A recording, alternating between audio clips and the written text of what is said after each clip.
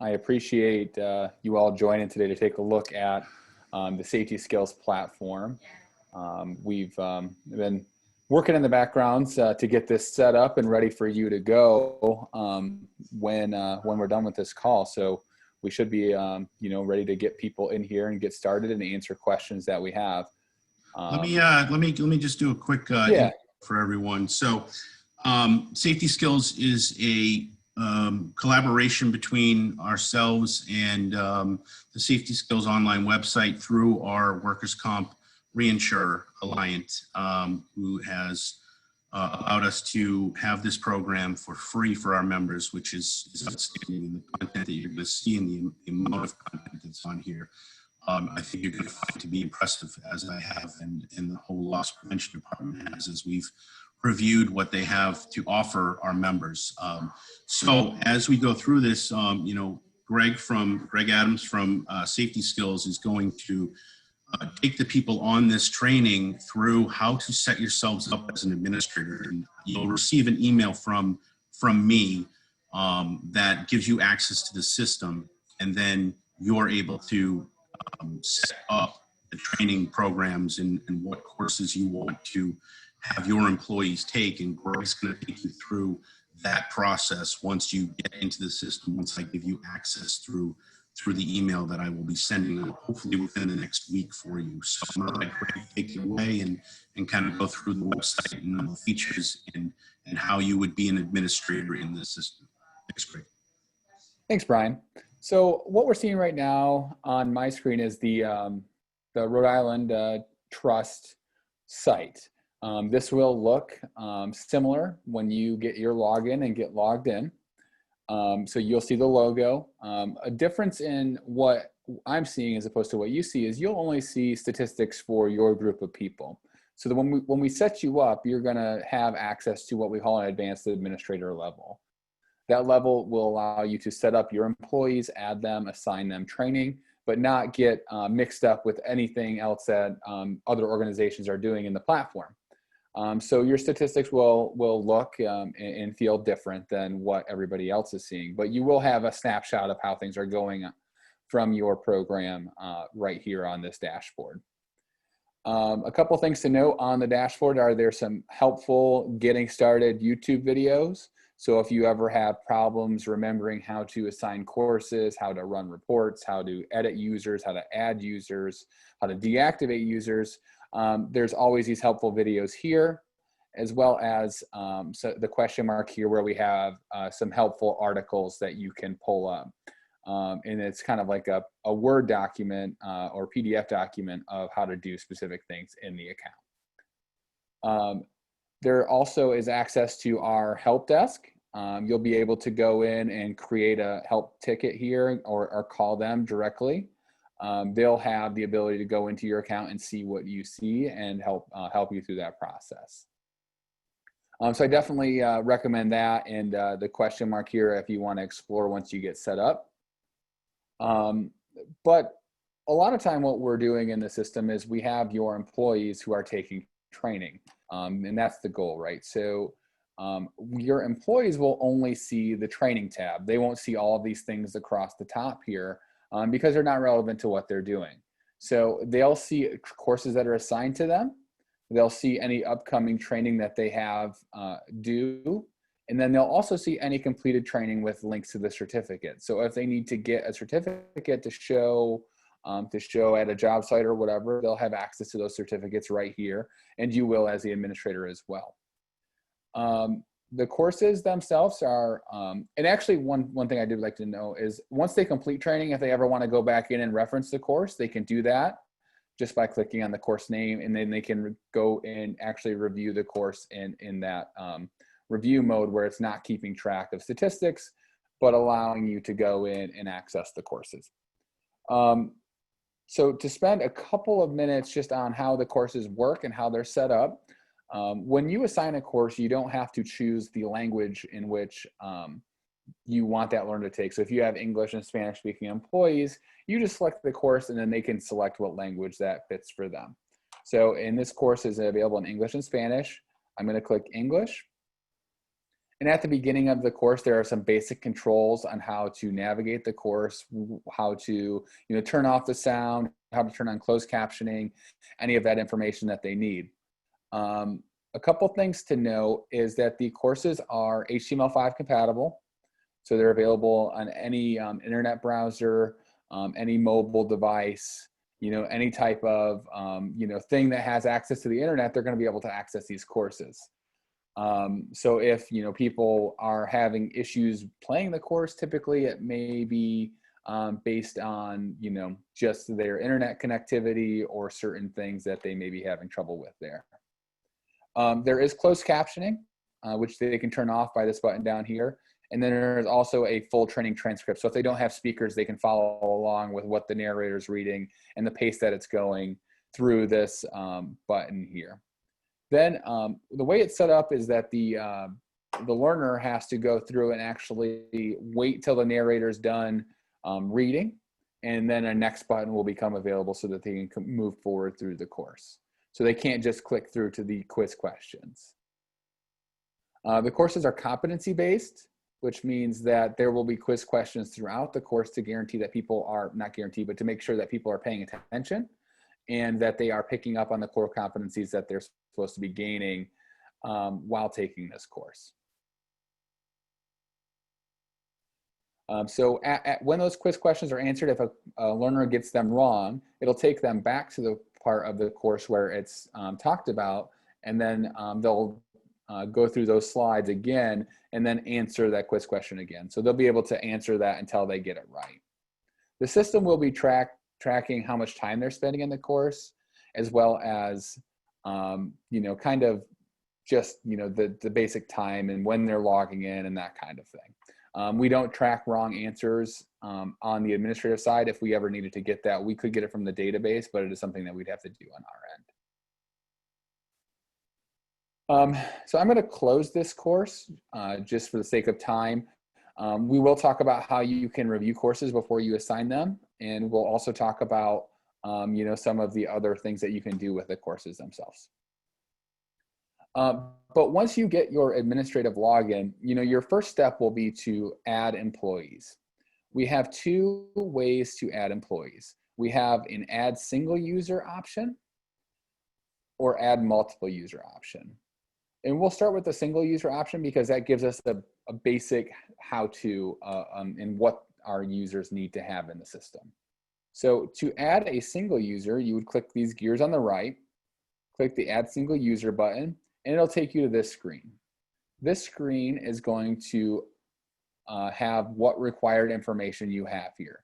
So first name, last name, login, user type, and then email. The first name, last name, that's pretty self-explanatory. Login has to be at least 3 characters, and it has to be unique to your organization. If they have an email address, we recommend using that, but if you don't have one, it's not required. If you do have one and you check this email on creation, when you add the user, they'll actually get an email with the link and their username. So the system will actually notify them. It'll also notify them anytime you assign them a training course, anytime a course is past due, or any type of reminders that the system may send out. And then they'll also have to, in your system, select member name. So that would be the organization which you're part of.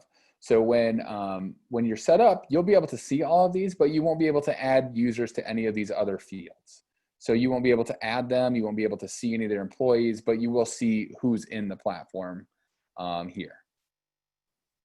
The other way to do it is by adding what we call multiple users. And that's just through a basic Excel template that you can download right here. And it's just an Excel file. That Excel file will have those same fields that you have on that list that we've shown. So it'll be user type, login, first name, last name, email, and then your member name. The member name does have to match exactly what it matches on the screen before, or else it won't take the upload. But you'll get notified that the upload doesn't take. So you would just drop that completed file here. You can check the box that says send welcome email to newly created users, and then you can put in your notification email when it's done. So that'll upload will happen. It takes about a minute to 2 minutes to get everybody uploaded. You'll get the email saying if there are any errors and why there are errors, and then your people will be in the system. Once your people are in the system, you can see all of them listed under the users tab. And I can see everyone because I'm the overall admin of the, the whole site, but you'll only see the people that you're assigned to. So if you ever needed to go in and edit a user, you can click on their username here. And you can see all of the information under their profile. And then you can also see any assigned or completed training that you have available to them. So if you needed to edit anybody, you can do that here. Just save the changes. And then you can also deactivate users. When we deactivate a user, what that means is that they're no longer able to take training in the system or log in, but you still have all of their records and any assignments that you had previously set up for them. So if you deactivate them because maybe you don't want them to show up on your, your normal statistics, but you bring them back to work, you can always reactivate them and they'll still have all of their training records as well as any assignments that they may need to take coming back. So once we get our users into the system, we're basically looking at how to assign training. And we do that in the system by actually coming back to the users page, finding the users that you need to assign the training. So you could select a couple of different users here. Once you select your users, above under these gears in the question mark, there's going to be a next button. This next button will then take you to the courses tab. You have a full list of courses available there. I think there's 189 that we've chosen for you in the library. You can filter these courses by specific industries, specific languages, maybe things that are more relevant to you, that kind of thing. So you'll have the ability to filter there if you want, or you can search by course name. We always recommend the searching by course name is always good if you use like a broad term like fork instead of forklift, or just to find as many there that you can. Once you find a course that you like, you can click on the course name. You can actually read an overview of the course, read the full syllabus of the course, which has a description, core competencies that they're gaining, and then relevant OSHA standards or EPA or DOT, depending on course standards that's covered in that course. Or you can actually even watch a demo of the course. The demo is a full-length version of the course. It'll be exactly what your students are seeing. It just won't track for you. So if you want tracking, you would just assign it to yourself. To assign a course, we actually check the box again under the select field. And then we'll have the ability to populate this next button will show up again. We click on that. We would then put a due date, and we can do that anytime in the future. We can't do anything past date because that wouldn't make sense. But we can select a due date. We can send an email notification. And then we can also set up the system to send a reminder maybe 3 days before it's due. We click assign here. The people that we assign the course to are going to get an email notification that we did that course. So I'm going to click assign here just so that we can see how that works. It's going to tell us that it's successful. And then if you ever wanted to double check your work, you could always come to this edit assignments tab. So what I'm going to do actually, so we don't have training that you guys didn't want to assign, is I can actually come in here and unassign that training. So I can do that by checking the boxes here again on the right, click submit. It's going to tell me that I've unassigned 3 courses, and then that's done. That's no longer something that they have to take. So if you ever make a mistake, you can come back to this edit assignments section and fix your mistake. So after we get our assignments done, we then have the ability to come in and check how people are doing. We do that through the reports section. All of our reports are, kind of database driven. So we are able to export anything out to Excel. We're able to, manipulate the data however we want. So we can, remove things that may not make sense. So if we didn't want logins, we could remove that. Maybe we don't want to know how it's assigned, we can remove that.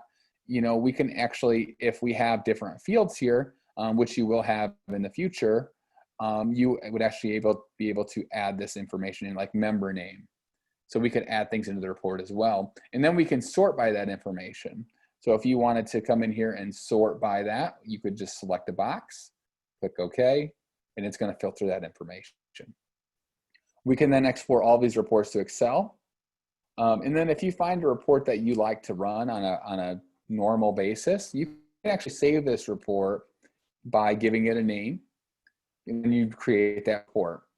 That report then would be down here available to you, and it would also be able to be emailed out to you on an automatic basis. I don't want to create a report profile here because it will save in the system. But we also do have some other reports that are really nice from just like, this is like a more detailed report. We have an all not completed report, which is great, an all overdue, which is also great, and then a compliance report. And this compliance report is really good if you want to give somebody a snapshot of how people are doing. And so what we would do with this snapshot is we would be able to say, all right, we want to see all the courses in the past, and then we can filter to see how they're doing from a % complete standpoint.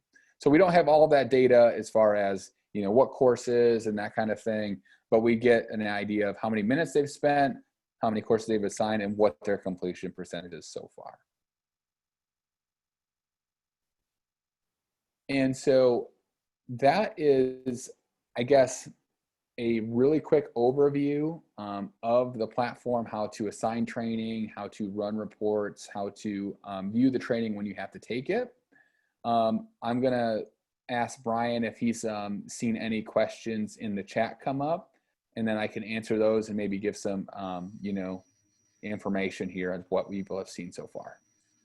Yeah, I have not seen anything come up on the chat. I did get a couple of questions privately about, you know, sometimes it's difficult for our members to allocate computers to each user. And, you know, so the question was really, well, can we do it as a group? And then, you know, just do an attendance sheet. And any way that the employee gets the training for me is acceptable.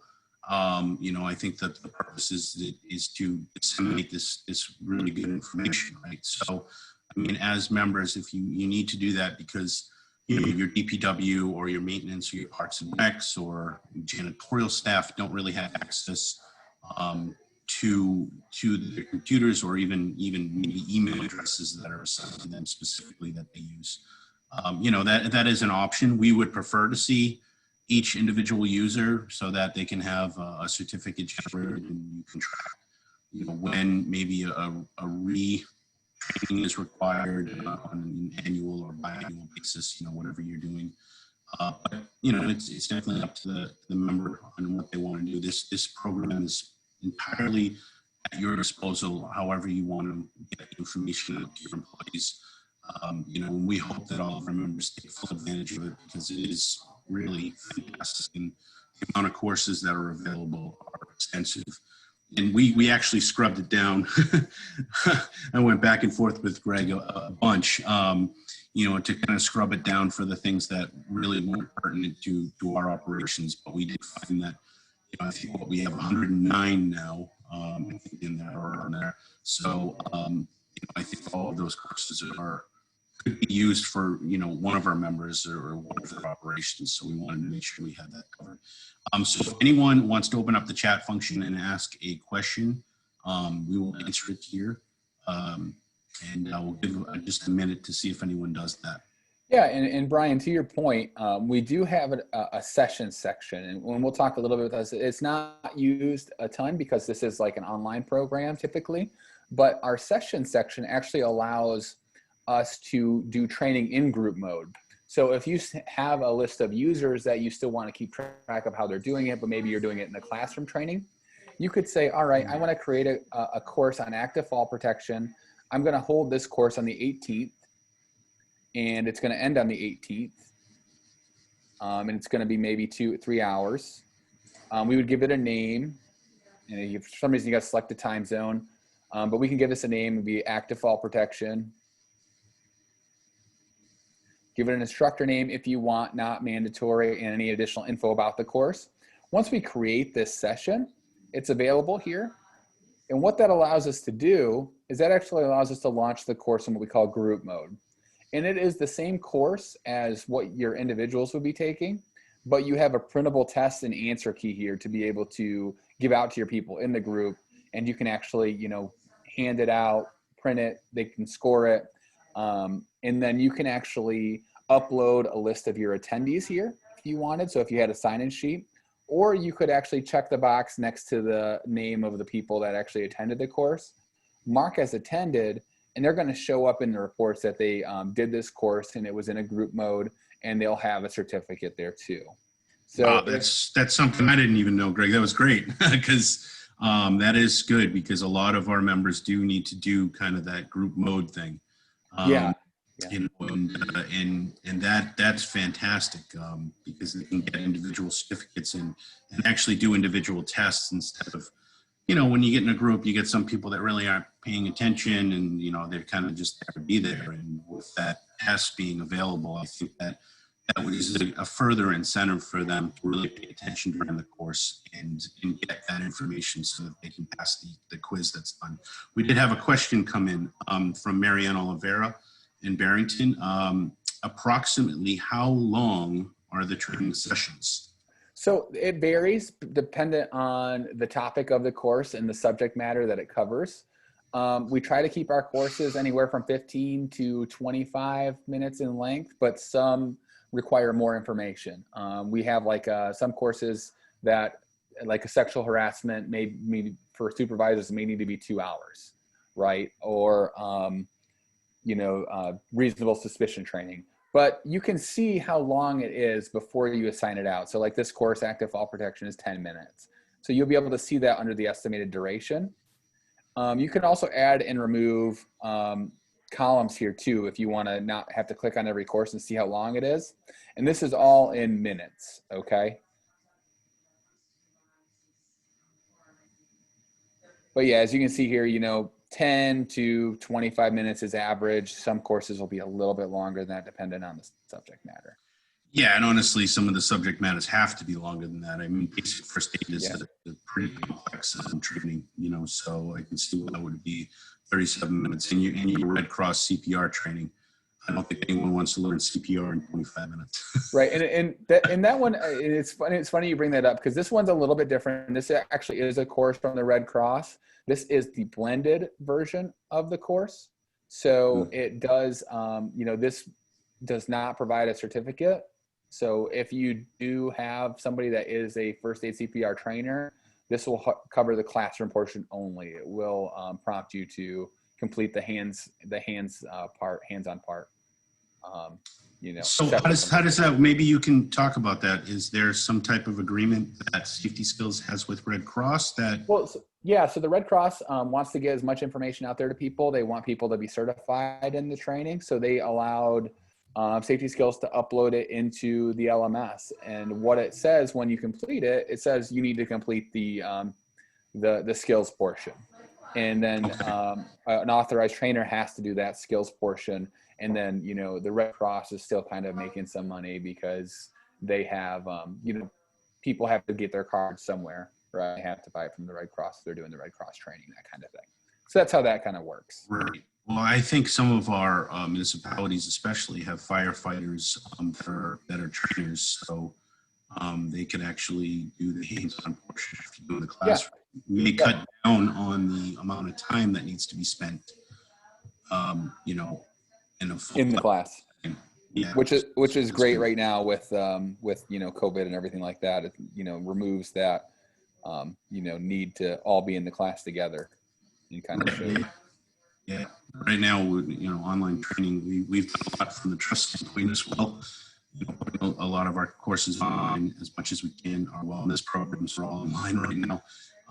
Trying to get as much information to our members as possible. So this ties in perfectly with that. And I'm really excited to see the usage from our members. I think it's going to be outstanding. All right. Let me see if there's any other chat questions. I don't see any here. So I think we're at the end of the training. So let me just reiterate that for those of you that joined a little bit late, that we will be sending out an email to everyone that joined today to make you an administrator for your town, city, school, or whatever department you're part of, and then you can sign out your training. So I will be sending out those emails within the next week for you to be able to access the system. And then, of course, there's online videos within the website. But as always, I am always here to answer any of your questions on this material. And if I can't answer it, then I have Greg that I can reach out to and get those answers for you. So please use this system. It is super easy, as you see, to utilize. It gets you to track a lot of your training from a safety standpoint. And the trust will also be developing some lists, some department lists. So, you know, if we have a DPW, myself and Stefan DePofi in the loss prevention department are going to sit down and look at the course list and really list out what we feel is pertinent per department to help you with your assigning. So then you can, you know, just look at our list and see how you want to get that accomplished. And hopefully that helps you. So if there are no other questions, you know, I think we'll end the session here. It is recorded, and I'll check out the recording to make sure it did have the shared screen portion. Sometimes you just get mostly the look at the speaker. So I'm hoping that it record well, and we'll be able to share that also if you want to share it with other members of your departments. And if need be, we can always get on a Zoom call together with other departments and help you with setting this up in the near future. So I want to thank Greg. Greg, this is incredible, and thank you for the amazing product that you've allowed us to use here to get our people to be more safe in the state of Rhode Island. So I appreciate that. Thank you. Yeah. Thanks, everybody. Okay. Take it easy, everyone. Thank you very much.